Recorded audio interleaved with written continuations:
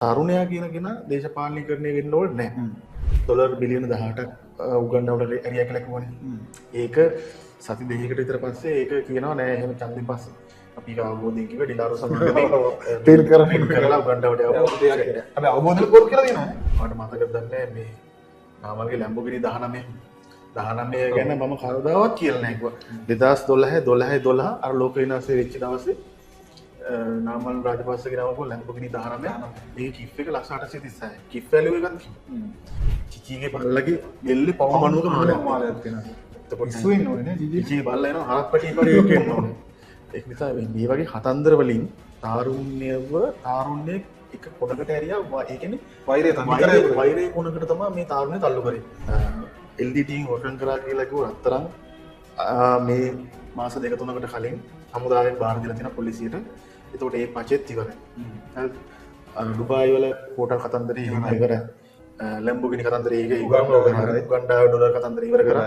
ඊළඟට චිචිගේ රොබට් කතන්දර. මෙහෙමම මේ කියන කතන්දර ටික බොරු ටික බොරු වෙයි. ඇත්තක් තියෙනවා එළි වෙයි. අවුරුද්දට ජනාධිපතිරට වෙන් කරන වැය ශීර්ෂය දවස් 300කට පයින් බෙදලා කිව්වා ජනාධිපතිට මෙච්චර වියදමක් කරන දවසට කිව්වා. දවසට කෝටි 2යි විනාඩියට ලක්ෂ 2යි. ඔන්න මෙහෙම කතා කරේ. අද වෙනකටත් මත්කම් දරකම් වාර්තා නොදොන්න මන්ත්‍රීවරු 90 ගාණක් ඉන්න පාර්ලිමේන්තුවේ. හරිනම් අපේ තියෙන කමිෂන් සභාව වලින් ඔටෝමැටිකලි මේවල නඩුවට එන්න ඕනේ. ඉතින් මේ රජයේ මෙහෙම කාගේ පක්ෂයක් ගන්න නැහැ මේ නීතිය හැමෝටම පොදුයි.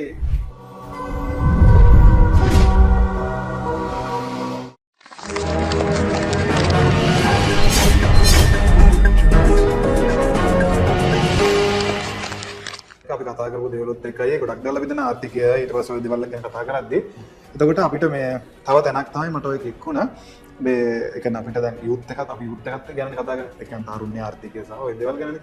එතකොට දැන් මේ කොහොමදයි මේක දැන් ක්‍රමානුකූලව ඇත්තව වෙනස් වීගෙන යනවා. දැන් කියන්නේ මේ කට්ටිය කියපු දේවල් බොරු මේ 100%ක් ඇත්ත නෙවෙයි කියන එක තේරෙනවා.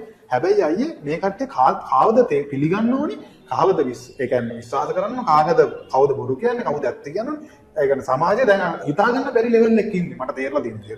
ඒකට මොකද්ද මේකට කරන්න ඕන තරුණ විදිහට කියන්නේ? මම කියන්නේ කිසිම පක්ෂයක් පාටක් ගන්න එපා. තරුණයෝ කියන්නේ රටේ ඊට දවසක් රටේ කොඳුනාට. මේගොල්ලෝ පක්ෂග්‍රාහී වෙන්න හොඳ නැහැ. දේශපාලනය කරන අපි වෙනම දෙයක්. අපේ දේශපාලනය අපි රට වෙනුවෙන් දේශපාලනය කරනවා. එහෙම නෙවෙයි. මම කියන්නේ තරුණයා කියන කෙනා දේශපාලනීකරණය වෙන්න ඕනේ නැහැ. හරි දේ මොකද්ද? හරි තැන මොකද්ද කියන එක මම උදාහරණයක් දෙන්නම්. දැන් ඩොලර් බිලියන 18ක් උගන්වනවට ඇරියා කියලා කිව්වනේ. ඒක සති දෙකකට විතර පස්සේ ඒක කියනවා නෑ එහෙම ඡන්දෙන් පස්සේ අපි අවබෝධයෙන් කිව්ව ඩිලාරු සමාගමේ තීල් කරලා උගන්වවට යවුවා. හැබැයි අවබෝධයෙන් බොරු කියලා දෙනවා. එතකොට ඊට කලින් ඔයාලට මතකද දන්නේ මේ නාමල්ගේ ලැම්බෝගිනි 19 ගැන මම කවදාවත් කියලා නෑ කිව්වා. 2012 අර ලෝක විනාශය වෙච්ච දවසේ නාමල් රාජපක්ෂගේ නමක ලැම්බෝගිනි 19 ඒක කිෆ් එක ලක්ෂ 836යි. කිෆ් වැලියු එකක් තියෙනවා. ඊට පස්සේ ඡන්දෙන් පස්සේ කියන මම ලැම්බෝ රේසින් කාර් කතාවක් කවදාවත් කියලා නෑ මං කියන ඒවාට මම කියලා ගේ. එතකොට ඒවත් ඉවරයි. එතකොට ඩුබායි හෝටල් ඒ කතන්දරේ නැහැ. ඒ කතන්දරෙත් එහෙමම ඉවරයි. ඔය වගේම තමයි අර තරුණයන්ගේ මනස ඉවුරුදු වෙරනේ. ඔව්. එතකොට දැන් මේ වගේ කතන්දර ලැම්බෝගිනි ඩුබායි මාලිගා අර වත්තනේ රාජපක්ෂගේ මේ රත්තරේ රාජපක්ෂගේ අර හෝටලේ මේ රාජපක්ෂගේ කියලා හෝටල් කොහේ හරි ඒක රාජපක්ෂගේ දැන් එහෙම කතන්දර ගොඩාක් කියනවා. LTT එකෙන් හොරගම් කරා ඒක රත්තරන් කිලෝ ටොන් ගානක් හොරගම් කරා. සාමාන්‍යයෙන් ටොන් එකකට පවුම් කීයක් වෙනවද කියලා අවබෝධයක් නැති මිනිස්සු ටිකක් තමයි ඔය කතන්දරේ කිව්වේ. චිචිගේ බල්ලගේ බෙල්ලේ පවුම් 90ක මාලයක් වෙනවා. එතකොට ඉස්සු වෙන්න ඕනේ චිචිගේ බල්ලා එනවා හරක් පැටි වගේ එකක් එන්න ඕනේ. ඒ නිසා මේ වගේ කතන්දර වලින් තාරුණ්‍ය එක කොටකට ඇරියා ඒ කියන්නේ වෛරය කොනකට තමයි මේ තාරුණ්‍ය තල්ලු කරන්නේ. එතකට මල්ලි මම කියන්නේ මේවා දැන් අද ඔක්කොම චිචි ඊට තව යන චිචිගේ රොකට් එක අපලවතර කඩන්නේ නෑ චිචිගේ අයියා ඔයාගේ චිචිගේ රොකට් එකට ඔයාගේ බදු සල්ලිත් තියෙනවා ඩොලර් මිලියන 340ක් වුණා ඩොලර් මිලියන 340ක් මේ අර තාත්තා තියනවා කිය එක නේද කියන්නේ තාත්තේ මට ඕනේ වෙන්න මෙහෙම ආසාවක් තියෙනවා කියපන් පුතේ කියලා කිව්වා මට රොකට් එකක් හරින්න ඕනේ අන්න අරපන් පුතේ කියලා කිව්වා මේ ඕගොල්ලන්ගේ බදු සල්ලි වලින් ඇරියා මෙන්න ඩොලර් මිලියන 340ක් චිචි රොකට් එකක් දැන් මේ කතන්දර ඔක්කොම එකින් එක බොරු වෙගෙන එනවා මේ මඩ ගහපු කට්ටිය තමයි වෙන පැත්තක ඉන්නේ වෙන තැනක ඉන්නේ ඒගොල්ලෝ කරේ මඩ එළියට දාලා බුරු ප්‍රචාරයට දාලා බලන් හිටියා ජීවිතී කාඩරේ මේක උස්සන් ගියා. උස්සන් ගියා. අද අන්තිමට ඒවල අයිතිකාරය බොරු වල අයිතිකාරයලා දිනා ජීවිතී මේ නිකන් මේ කොහෙවත් යන්නේ උස්සන් ගිහින්. එතකොට මල්ලි මම කියන්නේ නැතුවේ LDT හොරකම් කරා කියලා කිව්ව අතරම් මේ මාස දෙක තුනකට කලින් හමුදාවෙන් බාර දීලා තියෙන පොලිසියට. එතකොට ඒ පචෙත් ඉවරයි. හරිද? ඩුබායි වල හෝටල් කතන්දරේ ඉවරයි. ලැම්බෝගිනි කතන්දරේ ඒක ඉවරයි. උගන්ඩා ඩොලර් කතන්දරේ ඉවර කරයි. ඊළඟට චීචී කරකොට කරන මෙහෙම මේ කියන කතන්දර ටික බොරු ටික බොරු වෙයි. ඇත්තක් තියෙනවා එළි වෙයි. එතකොට අපි තේරුම් ගන්න ඕනේ මේ බොරු වලට නොරැවටි ඉන්න සහ මම කියනවා මගේ මේ පෞද්ගලික මතය අපි දැන් පක්ෂ පාට ටික අමතක කරමු. පක්ෂ පාට අමතක කරමු. කවුද නායකයෙක් මේ රට ගොඩ ගන්න පුළුවන් වැඩපිළිවෙලක් ඉදිරිපත් කරන්නේ? ඒක වැඩපිළිවෙල ඇත්තටම සක්සස් කරගන්න පුළුවන්. ඒ කියන්නේ ළඟා කරගන්න පුළුවන් මට්ටමේ වැඩපිළිවෙලක් ඉදිරිපත් කරන්නේ. අන්නේ නායකයට අපි සහයෝගය දෙන්න. මොකද මේක එක තැනකින් නම් තමයි කේන්ද්‍රය වෙනනේ ප්‍රභූ නෑ දැන් නිර්ප්‍රභූ ඉන්නේ. ප්‍රභූ හිටියට වඩා දැන් අමාරුයි නිර්ප්‍රභූලාව මූලයෙන් කරන්න. නෑ ප්‍රභූ හිටියට වඩා අමාරුයි නිර්ප්‍රභූලාව මෙන්ටේන් කරන්න. ඔව් ඉතින් දැන් ඒකනේ මේ ජනාධිපති වැය සීරියස් එකක් තියලා ගිහලා තියෙන්නේ. ඕකේ මල්ලි අපි ඇත්තක කතා කරන්න එපා. ජනාධිපතිවරයාට ජනාධිපති කාර්යාලයෙන් නඩත්තු වෙන ආයතන ගණනාවක් තියෙනවා. හරිද? ජනාධිපති කාර්යාලයෙන් නඩත්තු වියදම් වෙන ව්‍යාපෘති ගණනාවක් ලංකාව පුරා දැන්ටත් යනවා. නෙළුම් කුළුණ නෙළුම් පොකුණ මේ ඔක්කොම ජනාධිපති කාර්යාලය යටතේ තමයි නඩත්තු වෙන්නේ. මේවා ඉදිරි සංදේශ කොමිෂන් සභාව මේකේ ආයතන ගණනාවක් තියෙනවා. මේකටත් කිව්වනේ මේ බිලියන 11ක් තියෙනවා දවසට ලක්ෂ 462ක් ජනාධිපතිවරයාට ලබන උත්තර වියදම් කළා මේ වෙන් කළා තියෙනවා බිලියන 11.0 ගණනක් වෙන් කළා තියෙනවා. හැබැයි මීට කලින් අපි විරුද්ධ මේකට විරුද්ධ නැහැ. අපි මේකේ ඇත්ත කතාව දන්නවා. ජනාධිපතිවරයා යටතේ තියෙන ආයතන ගණනාව. ජනාධිපතිවරයාගේ වැය ශීර්ෂයෙන් නඩත්තු වෙන ව්‍යාපෘති ගණනාවක් ලංකාව පුරා දැන්ටත් ක්‍රියාත්මක වෙනවා. ඒක පරණේව වෙන්න පුළුවන්. පරණේවට දැන් අලුතෙන් මේ වෙන්න පුළුවන්. ඉතින් මේ ව්‍යාපෘති වලටත් එක්ක සහ ජනාධිපතිවරයාගේ ආරක්ෂාව සම්බන්ධයෙන් මොකද රටේ නායකයා මොනවා වුණත් ඌ රටේ ස්ටේට් එකේ අනිවාර්යයෙන්ම එයාට දෙන්න ඕන ආරක්ෂාවක් තියෙනවා. ඒතර මම මේ අධ්‍යාරක්ෂක පිරිවරාගෙන යන්නේ නැහැ වා රෙකෝඩ් කරලා තියාගන්න කිව්වට ඒකේ නෙමෙයි ප්‍රොටෝකෝල් එක. දැන් ආණ්ඩුව ගත්තට පස්සේ තේරෙනවා ඇති. එතකොට මේවා වලට මල්ලි දරන්නේ වියදමක් තියෙනවා. ආයතන වලට නඩත්තු ගන්න තියෙනවා ව්‍යාපෘති ගන්න තියෙනවා. ඒතර මේ වලට වෙන් කරන එක තමයි මේ ජනාධිපතිතුමාගේ වැය ශීර්ෂය කියලා වෙන් කරන්නේ. ඒතර මේක ඔහුගේ කාලේ කිවි කොහොමද අවුරුද්දට ජනාධිපතිරට වෙන් කරන වැය ශීර්ෂය දවස් 300කට පහ බෙදලා ගියා ජනාධිපතිට මෙතර වියදමක් කරන දවසට. දවසට කෝටි 2යි විනාඩියට ලක්ෂ 2යි. ඔන්න මෙහෙම කතා කරේ. දැන් එතකොට අපි එතනට රටේ හොඳ නැහැ නේ. ඕක තමයි අර කියන්න අපි අර දිට්ට දම් ඔය දිනේ කියන පොත තමයි. එතන දැන් පඩසම් දීලා තියෙනවා. පඩසම් දීලා විරව ගන්න බැරුව දැන් ඔය දිනේ. ඒ කියන්නේ මල්ලි දැන් ඔය කතන්දරේ දන්න මනුස්සය දන්නා මේ අමූලික පට්ටපල් බොරුවක් කියන්නේ කියලා. එතකොට ඒක මේගොල්ලෝ කලින් කියනකොට මේක සම්බන්ධයෙන් ඇත්තටම ආණ්ඩුව පැත්තෙන්වත් හරියම පිළිතුරක් ආවේ නැහැ. ආවත් ඒක දැනගත ඕනේ. අපේ පැත්තෙන් වෙච්ච අඩුපාඩුවක්. එතකොට හැබැයි මේක එහෙම ජනාධිපතිවරයාගේ වැය ශීර්ෂය බිලියන 11 කියන එක අපි මේ දෝෂ දර්ශනයට ලක් කරන්න ඕන කතාවක් නෙවෙයි. එතන නෙවෙයි ප්‍රශ්නේ තියෙන්නේ. මෙයාලා කලින් කියපු කතාවේ තමයි ප්‍රශ්නේ තියෙන්නේ. කලින් කියපු කතාවේ තමයි ප්‍රශ්නේ තියෙන්නේ. මේක මේ වැය ශීර්ෂ ප්‍රශ්නයක් නෙවෙයි තියෙන්නේ. ජනාධිපතිවරයාට අගමැතිවරියට ඒ කියන්නේ මේ තනතුරු දෙකට මම වැය ශීර්ෂ වෙන් කරලා තියෙන මේ තනතුරු දෙක මේ රටේ ප්‍රධානම තනතුරු 3-4න් එකක් විදිහට මේක මේ ව්‍යවස්ථාවෙන්ම දීලා තියෙන දෙයක්. ජනාධිපතිවරයාගේ වැය ශීර්ෂය නිකන් ජනාධිපතිවරයාට වියදම් කරන්න බෑ.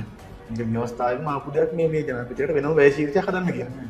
අමාත්‍යාංශ වලට යන්න ඕනේ නැහැ. තමන්ගේ රාජනායකයන් මොනවා රාජනායකයන්. ඒතකොට ඒක අනිත් ජනාධිපතිවරු කරද්දී අනිත් ජනාධිපතිවරයන් කරද්දී කලින් අගමැතිවරයන් මේක කරද්දී මේකට කියපු අර්ථකථන අපි මේකට බලන්න ඕනේ.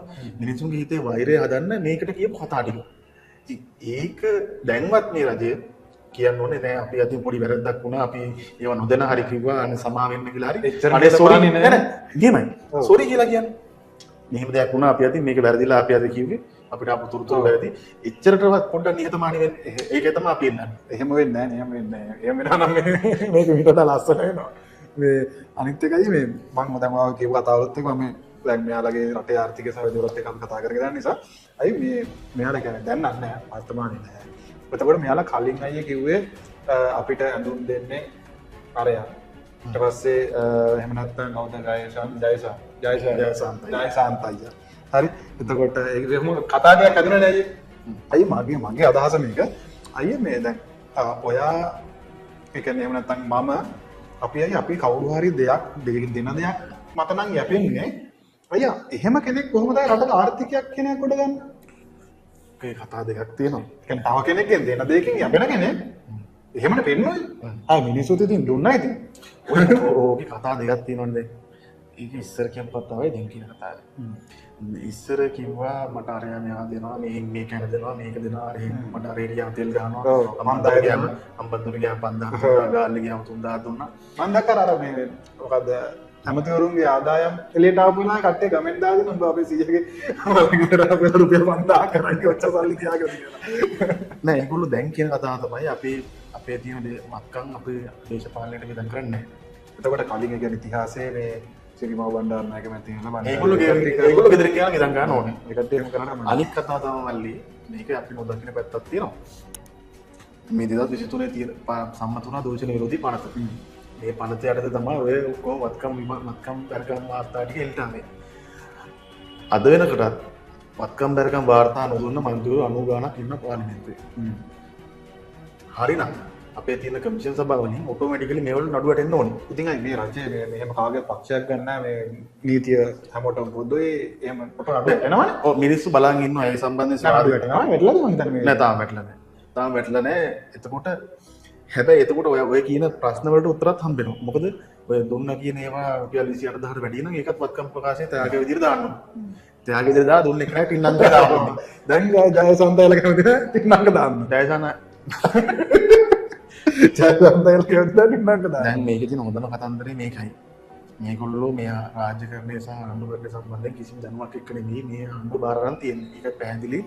මේ වත්කම් බැරකම් ප්‍රකාශ එල්ට ආපුවට පස්සේ මේගොල්ලෝ දැන් ඉල්ලීම් කරලා තියෙනවා අපිට මේවා වෙනස් කරන්න අවසර දෙන්න කියලා. කියන්නේ මේවා අර හිතාගෙන ඉඳලා තියෙන ෆයිල් කවර් දාලා සීල් කරලා ෆයිල් එක ASCII දාලා තියයි කියන්නේ. කියන්නේ මේ කිසිම ඒ ඇත්තට තේරෙන්නේ නැද්ද? තේරුන්නේ නෙමෙයි තේරුමක් ඇතුව නෙමෙයි අරන් තියෙන්නේ. දන්නේ නැහැ. ඒ වුණාට කිව්වේ අපි දන්නේ ඉගෙනගෙන කරනවා. මම දන්න කෙනෙක්ගෙන් අහගන්නවත් දෙන්නේ නැහැ. නෑ ඒගොල්ලෝ එහෙම නේ. ඒගොල්ලෝ තමයි ඇවිදින පුස්තක. දැන් අපි දන්නේ නැත්නම් ඔය හරි අපි හරි දන්නේ නැත්නම් යනවා මේක දන්නේ නැහැ. මේක ඒගොල්ලෝ ඇවිදින පුස්තකාල මේ අපි සියල්ල ඒගොල්ලෝ සියල්ලදත් ඒගොල්ලන්ගෙන් අපි දෙයක් ඇහුවොත් නිසා අපෙන් ඒගොල්ලෝ අහන්නේ. මේක තියෙන ප්‍රශ්නේ මල්ලි ස්වාධීනයි කියන කමිෂන් සභාව ටිකට දැන් මේ දවස්වල එලා තියෙන ප්‍රශ්නේ. මේක අපි කතා කරන්න ඕන මාතෘකාව. මොකද දැන් ලබන සතියේ ගැසට් එකක් එන්න තියෙනවා. පොලිස් කොමිසමේ තියෙන බලතලය පොලිස්පතිවරයාට මාර්ක් කරලා. පොලිස්පතිවරයා ඒ කියන්නේ OIC-ලගේ ස්ථාන මාර්ග සම්බන්ධයෙන්. මෙච්චර කාලයක් වෙන්නේ පොලිස් කොමිසම හරහා තමයි මේක ස්වාධීනව පාලනය වුනේ. පොලිස්පතිවරයාත් ඉන්නේ විධායක සභාවේ ව්‍යවස්ථාදායක සභාවේ සම්මත වෙලා. ඒ වුණාට හේන්නේ දේශපාලන පත්වීම. අද වෙනකොට ලංකාවේ දේශපාලන පත්වීම කියන්නේ පොලිසිය භාර අමාත්‍යාංශ ලේකම්වරයා දේශපාලන පත්වීම. එහෙම හැබැයි ඔයාව කොච්චර කිව්වද මම ඔක පිළිගන්නේ නැහැ මේ ආණ්ඩුව එහෙම කිව්වේ නැහැ නේ එහෙම දේවල් කරනවා කියලා කරන්නේ නැහැ කියලා ඔයාලා ඉතින් කරන්නේ නැහැ මේක දැනට දැන් ඒක කරන්නේ නැහැ කියන ඒවා ආණ්ඩුවට කලින් එහෙමයි දැන් කරනකොට එහෙම එතකොට අවුලක් නැහැ ඒ කියන්නේ එයාලා ඉගෙනගෙන ඉකර යාලා ඉගෙනගෙන හැබැයි මේ දැන් ප්‍රශ්නේ මේ පොලිසිය භාර අමාත්‍යාංශ ලේකම්වරයාත් දේශපාලනය කරපු කෙනෙක් මාලිමාවේ පොලිස් සාමූහිකයේ ප්‍රධාන ශ්‍රාමික පොලිස් ඒ වුණාට මේ කාට පක්ෂග්‍රාහී නැහැ යාලා පක්ෂග්‍රාහී නැහැ. එතකොට දේශපාලනය කරන්නේ CID එකේ මේ පොලිසිය කියන වැදගත්ම මේ දෙපාර්තමේන්තුව අපරාධ පරීක්ෂණ දෙපාර්තමේන්තුව අවුරුදු 65න් විශ්‍රාම ගිය මිනිස්සෙක්ව කැබිනට් පේපර් එකක් දාලා අප්‍රූව් කරලා ඉවරලා ටෙම්පරරි ගන්නවා අධ්‍යක්ෂකවරයාගේ විදිහට චාර්ලි අබේසේකර මහත්තයාම ඒකාගෙන් පරිගන්නද නෑ ඒකත් දේශපාලනීකරණය වෙලා නෑ පොලිසිය දේශපාලනීකරණය වෙලා නෑ අවුරුදු 65 කෙනෙක් ගෙනාවට මේ දේශපාලනීකරණය වෙලා නෑ දේශපාලනීකරණය වෙලත් නෑ අනිත් එක මෙහෙම මේ එයා එකකින් ඒ වෙන්න ඕන දේවල් ටික කරනවා හැබැයි අර පස්සෙන් ඉන්න නිලධාරීන්ට අසාධාරණයක් වෙන්නේ නෑ ඔන්න අපි කියන්නේ දේශපාලනීකරණය වෙලා තියෙනවා කියලා එතකොට පොලිස්පතිවරයා දේශපාලනපතිවරයා කොහොමද මේ රටේ මේක කලින් ආණ්ඩුව වලින් වුණා නම් අද වෙනකොට පාරේ අපිට යන්න වෙන්නේ එහෙනම් උද්ඝෝෂණ සිවිල් සංවිධාන මේ පාට බෑලා මානව සංවිධාන පාට බෑලා අද වෙනකොට මොනවාක්වත්ම නැති තත්ත්වයකට පත් වෙලා තියෙනවා එක්ක මේගොල්ලෝ ඉන්ට්‍රාන්ස් දාලා තියෙනවා එක්ක මේගොල්ලෝ හිරියටලා තියෙනවා හැබැයි මේ යන විදිහට ස්වාධීන කමිෂන්ස් වලටත් මෙහෙම නම් වෙන්නේ මිනිස්සුන්ට අර චෙක් ඇන්ඩ් බැලන්ස් කියලා කියන්නේ මලේ අපි රාජ්‍ය තත්ත්වය කියන්නේ බලය පාලනය කිරීමටනේ විධායක නිවස්ථාදායක අධිකාරිය සහ ජනමාධ්‍ය මේකනේ මේ රාජ්‍යයක කණු හතර පුටුවක තියෙන කණු හතර කියන්නේ මේක චෙක් ඇන්ඩ් බැලන්ස් කරන්න තමයි ඔය 17 සංශෝධනය යටතේ ගෙනාවේ ස්වාධීන කමිෂන් සභාවට. අද වෙනකොට ස්වාධීන කමිෂන් සභාවට වෙලා තියෙන තත්ත්වය තමයි මේක. ඔක්කොම දේශපාලන හස්තයකින් මෙහෙරන විදිහට ඉතින් කලින් තිබ්බ විදිය නරකයි කියලා දේශපාලන හස්තයකින් තමයි මේ ඔක්කොම කරන්නේ මේක ඒකාධිපතිත්වයකට යනවයි කියලා කතා කරපු මිනිස්සු ටික අද කමිෂන් සභාවලට තමයි කට්ටිය දාගෙන ඒක බලුන්නව කරගන්න. එතකොට ඒක දේශපාලනය කරන නෙවෙයි ලෝ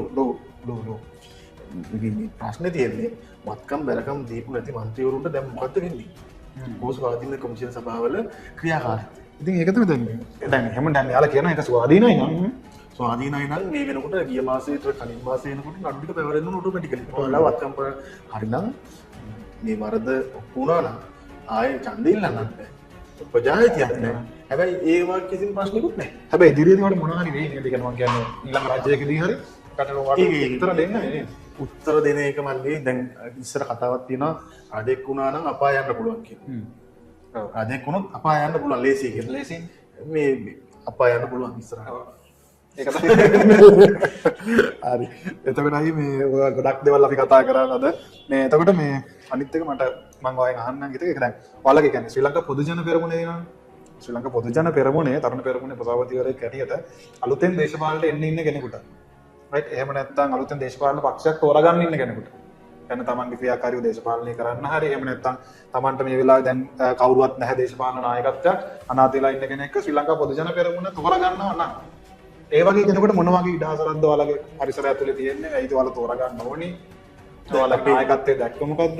මේ අපේ පක්ෂයේ තරුණ සංවිධානයේ විතරක් නෙවෙයි. මේ පක්ෂයේ නායකයෙක්ගෙන තරුණ.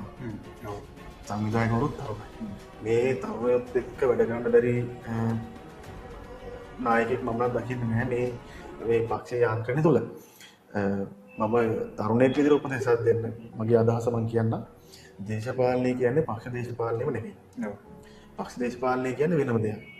තමන්ටම ආවේනික වෙච්ච දේශපාලන මතයක් හැම කෙනෙක්ම දැනිය යුතුයි කියන එක තමයි මගේ මතය. මොකද අපි උපතින්ම වාමාංශික ගති. අපි වමට බර මිනිස්සු. හැබැයි මේ රටේ ආර්ථිකය වමට බර කරන්න බෑ. ආර්ථිකය යන්න ඕනේ ධනවාදී පැත්තට වෙළඳපොළ ආර්ථිකයකින් තමයි යන්නේ. චීනය අද ඒකට මුදු උදාහරණයක්. ලෝකේ ඉන්න දෙවෙනි බලවත්ම ආර්ථිකය දෙවෙනි ගන්න පළවෙනි අත කියලා හිතාගෙන බැරි මඩට කරලා ඒගොල්ලන්ගේ දේශපාලනය සමාජවාදී ඒ වුණාට ආර්ථිකය ධනවාදී. අපි මේ වගේ මොඩල් එකකට වගේ යන්න ඕනේ. මොකද එහෙම ගියොත් මේ රට හැදෙයි.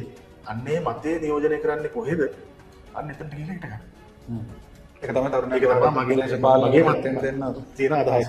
දේශපාලනය කරනවා කියන්නේ ක්‍රියාකාරීව දේශපාලනය කරන එකවත් එහෙම නැත්නම් සම්පිල්ලන එකවත් නෙවෙයි. ඇත්තකද ඒක නෝ. අපිට ඕන කෙනෙකුට විවිධ විදිහට මේකත් එක්ක දේශපාලනයත් එකතු වෙලා රටේ නායකත්වයත් එක්ක ඒක තමන්ට ඕන විදිහට රට හදාගන්න තැනට යන්න පුළුවන් නේද? දැන් මලි මෙහෙම දැන් තියෙනවා. දේශපාලනය කලින් මම මතක වුණා කතන්දේ කියන.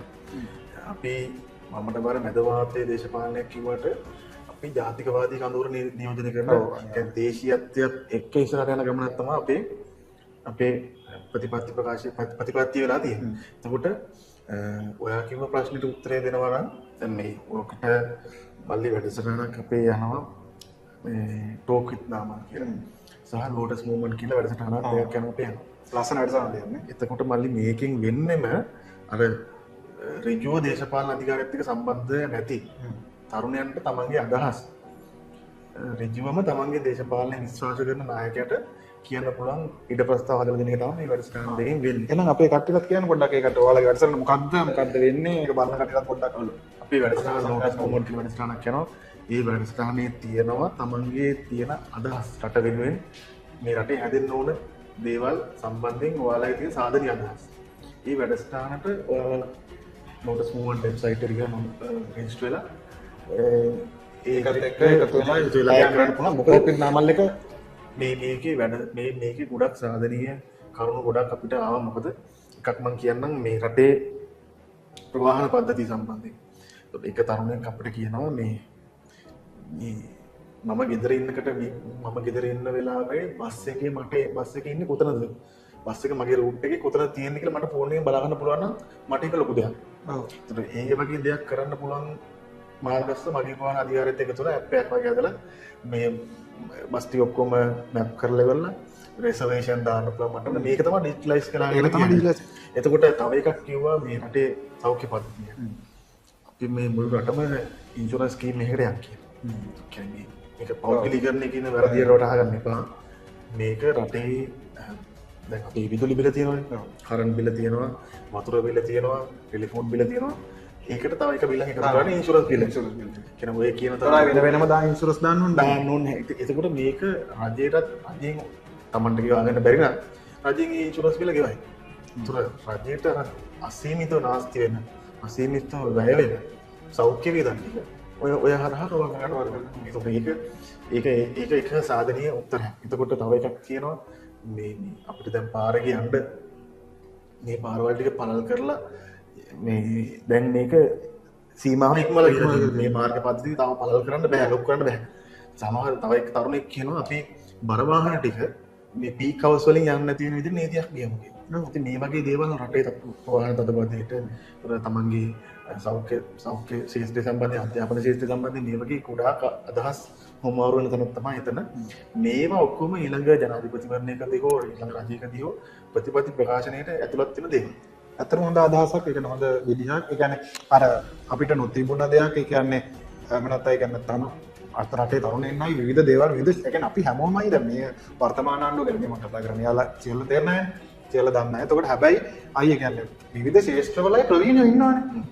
රටක නායකයෙක් කියන්නේ මගේ අදහස රටක නායකයෙක් වෙන්න ඕනේ හැමදේම දැනගෙන ඉන්න ඕනේ නැහැ. හැබැයි හැමදේම ලීඩර්ෂිප් එක අරගෙන කළමනාකරණය කරගෙන ඒකට අවශ්‍ය සුදුසු මිනිස්සු ටික එකතු කරගන්න දක්ෂ වෙන්න ඕනේ. මොකද මගේ අදහස. එතකොට මේ එහෙම නැතුව මේ ඒ කට්ටිය දක්ෂ වෙන්න ඕනේ නැහැ. මේ හැමදේටම රටෙන් උනත් ජනාධිපති වුණා වර්තමාන ජනාධිපති කෙනෙක් කියන්නේ එයා හැමදේම දක්ෂ වෙන්න ඕනේ නැහැ. දැනගන්න ඕනෙත් නැහැ. හැබැයි ඒකට ගැළපෙන මිනිස්සු ටික ළඟ තියාගන්න යනවා. ඒකයි.